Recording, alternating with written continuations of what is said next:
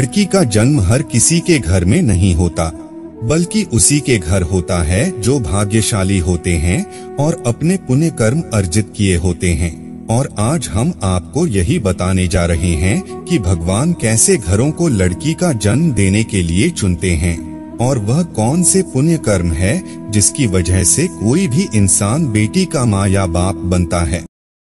बेटियों को जन्म के लिए उन्हीं घरों को चुना जाता है जो बेटियों का भार सहन कर सके, क्योंकि तीनों लोगों में स्त्री अर्थात बेटियां ही ऐसी होती है जिसका भार हर कोई सहन नहीं कर सकता।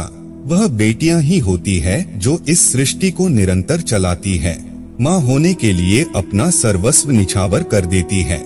हे अर्जुन, पर जिस दिन इस सृष्टि में बेटियों का जन्म लेना रुक जाएगा, उस दिन धीरे धीरे इस सृष्टि का अंत हो जाएगा। तो भगवान श्री कृष्ण से अर्जुन पूछते हैं कि माधव, किन कर्मों के कारण किसी के घर पुत्री धन की प्राप्ति होती है, अर्थात कैसे घरों में बेटियों का जन्म होता है। तब श्री कृष्ण अर्जुन से कहते हैं, हे पार्थ, अगर किसी के घर बैठे ही भाग्य अच्छे होते हैं तो बिटिया सौभाग्य से, और जो भी स्त्री या पुरुष अपने पूर्व जन्म में पुण्य कार्य अर्जित किए होते हैं उन्हें ही एक बेटी के माता पिता होने का सौभाग्य प्राप्त होता है। नमस्कार दोस्तों, अष्ट सिद्धि चैनल को सब्सक्राइब करें, कमेंट में जय श्री राम जरूर लिखें। इतना ही नहीं, हिंदू धर्म शास्त्रों में बताया गया है कि बेटियां भी अपने पिता के नाम का पिंडदान कर सकती है। वहीं अगर ससुराल पक्ष में कोई पुरुष नहीं है तो इस स्थिति में बहू भी पिंडदान कर सकती है। इसलिए मित्रों, वह लोग बहुत किस्मत वाले होते हैं जिनके घर में बेटी जन्म लेती है। वही वह परवल किस्मत के होते हैं जिनके घर एक से ज्यादा बेटियां होती है। शायद यही कारण है कि बेटियों को लक्ष्मी कहा गया है। दोस्तों, बहुत से लोगों की सोच यही होती है, बेटी है तो बिना समय गवाए और इस पर पढ़ाई में पैसे लगाए, जल्द से जल्द शादी कर दो।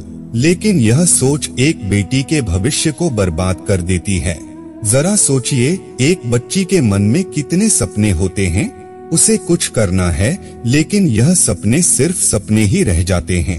इसलिए अपनी बेटियों को सपने पूरे करने देना चाहिए, उन्हें जीवन में हर वह खुशी दे जो उन्हें मिलनी चाहिए। एक बेटे से ज्यादा एक बेटी हमेशा अपने माता पिता के लिए सोचती है। माता पिता को प्यार और अपनापन बेटी ही दिखा सकती है। मित्रों को भगवान श्री कृष्ण के इन बातों पर गौर किया जाए तो उनका कहा बिल्कुल सही है, क्योंकि बेटियां अगर नहीं होंगी तो किसी का भी वंश आगे नहीं बढ़ सकता। दोस्तों, आपने भी कई लोगों को कहते सुना होगा कि जिस घर में बेटी का जन्म होता है वह घर स्वर्ग के समान होता है, क्योंकि बेटा तो केवल एक कुल को रोशन करता है, बेटियां तो दो कुलों को रोशन करती है। माता पिता के घर वो बेटी के रूप में अपने उत्तरदायित्व का निर्वहन करती है, तो ससुराल आकर एक बहू के रूप में सारे कर्तव्यों का पालन करती है। दोस्तों, आजकल आप सुनते ही हो, बेटी या बहू परिवार में किसी के मर जाने पर उसका पिंडदान नहीं कर सकती।